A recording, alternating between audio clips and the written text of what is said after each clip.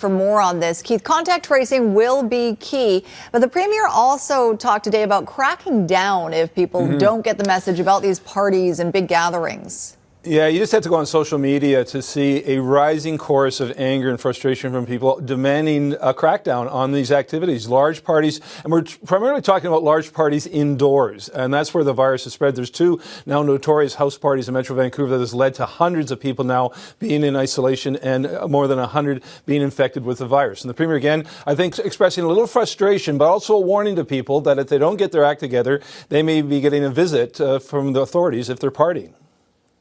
When it comes to things like private parties, people flaunting the restriction on the number of faces in the smaller spaces. And so we're going to be looking hard at enforcement when it comes to situations like that. We don't want to do that. We prefer the good judgment of British Columbians, but those tools are available to us, and they're escalating, starting with warnings, of course, and then getting into more severe penalties. So I just looked at the case data on the BC Centre for Disease Control website, and it's interesting. Of those 85 cases reported today, 59 of them, or 57 of them, have been assigned age groups.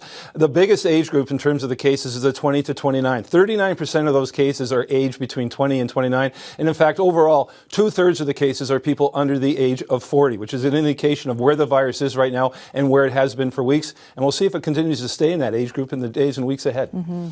All right, thanks for that, Keith.